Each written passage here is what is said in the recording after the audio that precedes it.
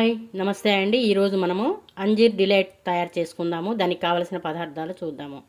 నేను ఇక్కడ అంజీరా ఒక 20 తీసుకున్నాను.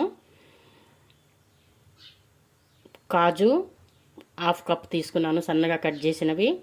అలాగే పిస్తా హాఫ్ కప్పు, బాదం half cup, walnut half cup, 1 tablespoon ఇలాచీ పౌడర్, అలాగే 100 గ్రామ్ తాటి బెల్లం. ఇప్పుడు తయారు చేసుకోబోయే విధానము చూద్దాము. ముందుగా స్టవ్ ఆన్ చేసుకొని ఒక పాన్ పెట్టుకుందాము. కొంచెం నెయ్యి వేద్దాం.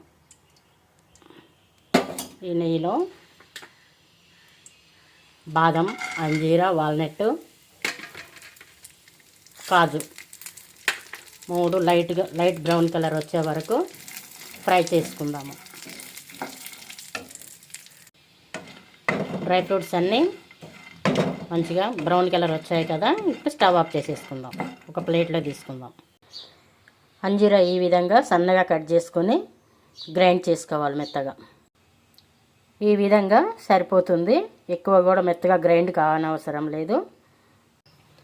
ఇప్పుడు మళ్ళీ స్టవ్ ఆన్ చేసుకొని ఈ తాటి బెల్లము, అంజీరా గ్రైండ్ చేసుకున్నాం కదా వేసి మొత్తం కలియపెడదాము.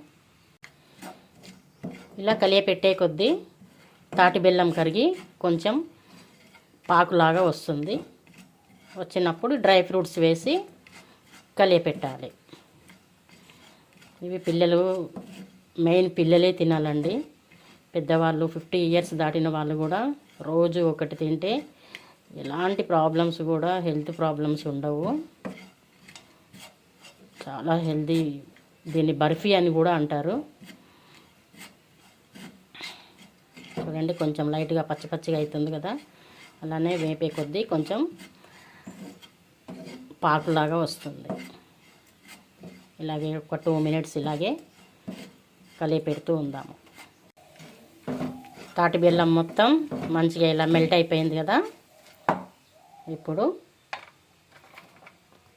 డ్రై ఫ్రూట్స్, ఇలాచీ పౌడర్ 1/2 టేబుల్ స్పూన్ వేసి కలియబెట్టి స్టవ్ ఆఫ్ చేసేద్దాము.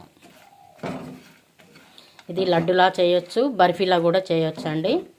కానీ హెల్త్కు మాత్రం 90 రోగాలకు సమాధానం చెప్తుంది. చాలా మంచిది హెల్త్కి. రూమ్ టెంపరేచర్లో ఒక 1/2 అవర్ పెట్టి మంచిగా లడ్డూలు తయారు చేద్దాము. అంజీర్ డిలైట్ రెడీ అయిపోయిందండి. నచ్చితే ఒక లైక్ చేయండి. Thank you.